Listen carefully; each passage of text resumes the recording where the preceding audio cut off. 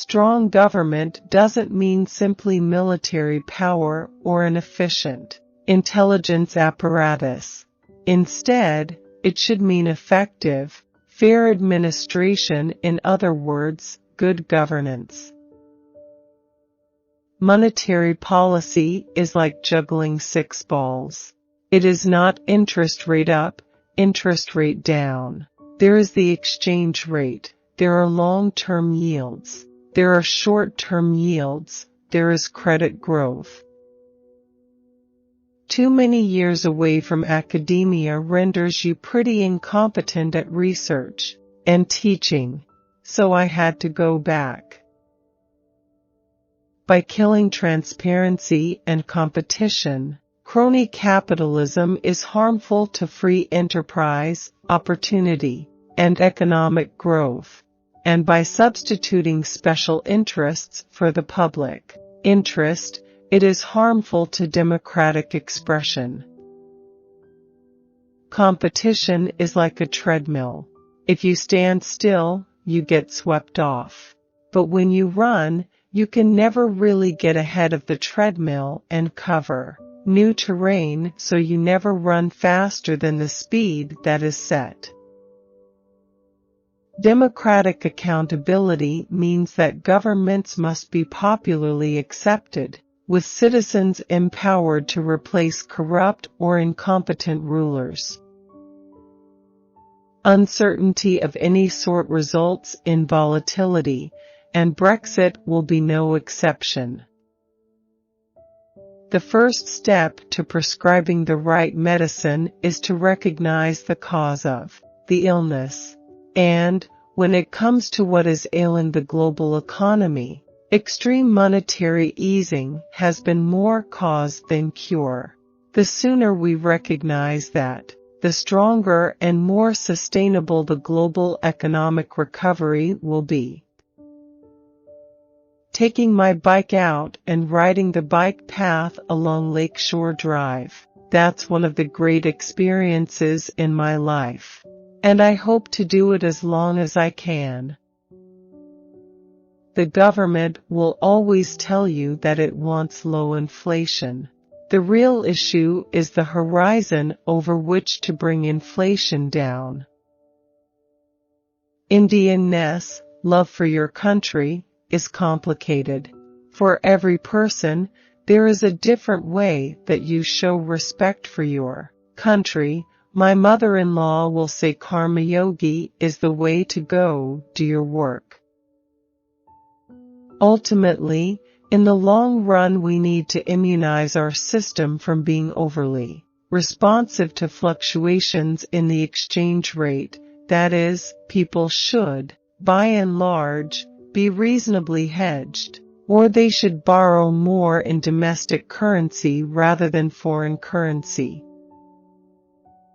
I don't think policymakers surprise unnecessarily. You don't pick surprise as a part of your policy. Markets value a certain amount of predictability, but there are certain areas where surprise is a tool. I am not a doom and gloom guy. The U.S. should worry about the effects of its policies on the rest of the world. We would like to live in a world where countries take into account the effect of their policies on other countries and do what is right, broadly, rather than what is just right given the circumstances of that country. In emerging markets, slow growth in the advanced economies has shut down a traditional development path, export-led growth. As a result, emerging markets have had to rely once again on domestic demand. This is always a difficult task, given the temptation to overstimulate. Politicians know that structural reforms to increase competition, foster innovation, and drive institutional change are the way to tackle structural impediments to growth. But they know that while the pain from reform is immediate, gains are typically delayed and their beneficiaries uncertain. Every adverse development across the world affects the rest of the world in some way. One of the difficulties of a job in the, quote, real world is you don't really get time to shut yourself off in a room and think. Perhaps the hardest challenge has been to persuade the public, impatient for rapid growth, of the need to ensure stability first. Growth, it is argued, is always more important, regardless of the looming economic risks. To ensure stable and sustainable economic growth, world leaders must re-examine the international rules of the monetary game, with advanced and emerging economies alike adopting more mutually beneficial monetary policies. Endorsing unconventional monetary policies unquestioningly is tantamount to saying that it is acceptable to distort asset prices if there are other domestic constraints on growth. In a world with weak aggregate demand, countries are engaging in a futile competition for a greater share of it. In the process, they are creating financial sector and cross-border risks that will become increasingly apparent as countries exit their unconventional policies. As a country that does not belong to any power bloc, India cannot afford to put itself in the position of needing multilateral support, a trap into which even developed countries like Portugal and Spain have fallen. The few emerging economies that have avoided booms and busts have done so by adhering to sound policy frameworks. Indian cricket fans are manic-depressive in their treatment of their favorite teams. They elevate players to godlike status when their team performs well, ignoring obvious weaknesses, but when it loses, as any team must, the fall is equally steep, and every weakness is dissected. Customers often value a good more when its price goes up. One reason may be its signaling value. An expensive handcrafted mechanical watch may tell time no more accurately than a cheap quartz model, but, because few people can afford one, buying it signals that the owner is rich. If developed countries' citizens want to feel slightly better about their economy's slow growth and high unemployment, they should contemplate how much worse matters could be without the institutions that they have. The more that everyone has access to the same educational opportunities, the more society will tend to accept some receiving disproportionate rewards. After all, they themselves have a chance to be winners. The American political scientist Francis Fukuyama has argued that liberal democracies, with their political freedom and economic success, have three important pillars: a strong government, the rule of law, and democratic accountability. I would add a fourth: free markets. The difficulty in a number of Western democracies is that the playing field is being tilted. For many in the middle class, prosperity seems unattainable because a good education, today's passport to riches, is unaffordable.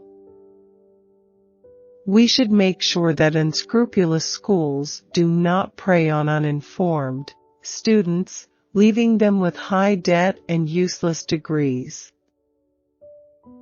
I am an academic, and I have always made it clear that my ultimate home is in the realm of ideas. How do we get more politicians to move from fixing the system to reforming the system? The obvious answer is to either improve the quality of public services or reduce the public's dependence on them. Both approaches are necessary. The problem with forbearance is that it always looks like a good thing to do, until it stops working. I have said repeatedly that the way to sustainable growth is to bring down inflation to much more reasonable levels. If economists were to wait for careful studies before offering opinions about policy, we would never have anything timely to say. In a competitive industry, only paranoid incumbents, those constantly striving for betterment, have any hope of surviving. A monopoly is like running on firm ground. Nothing compels you to move, but if you do, you move forward. The faster you run, the more scenery you see, so you have some incentive to run fast. Instead of abandoning competition and giving banks protected monopolies once again, the public would be better served by making it easier to close banks when they get into trouble. Instead of making banking boring, let us make it a normal industry, susceptible to destruction in the face of creativity. What is important for a central banker is that you have to convey that you know what you are doing. I'm not a publicity hound, I hope. Central bankers have had enormous responsibilities thrust on them to compensate, essentially, for the failings of the political system. And my worry is we don't have sufficient tools to do that, but we're not willing to say it. In India, we say one thing, and we do something else. The idea was never for me to be a career bureaucrat or career technocrat. It was more about where I could implement ideas and reform programs. I am a 10th class pass in Hindi. From 7th grade to 12th grade, I was in Delhi. Before that, I was abroad. I came in not knowing a word of Hindi in 7th grade and learned Hindi, and passed the exam in 10th. I think I was north of 50%, so I feel very proud of that accomplishment. I will say this, the central banks can actually support growth beyond a point. When there is no inflation, they can cut interest rates, and that is the way they support growth. But if you cut interest rate to the bone, there is nothing more to cut. It is very hard to support growth beyond that. The Reserve Bank cannot just exist. Its ability to say no has to be protected. It is the central bank governor, unlike other regulators or government secretaries, who has command over significant policy levers and has to occasionally disagree with the most powerful people in the country. If anybody was to look towards a big source of demand in future, it would be hard for them to miss India. The gap in India has always been between the promise and the execution. Common man is always benefited by a rate cut. Everyone may have some advice for the RBI. Some may advise, cut your lending rates and raise the deposit rate. How will a bank function? We take a medium-term view. The bank has an 80-year-old history. I don't want to destroy it for a few decisions.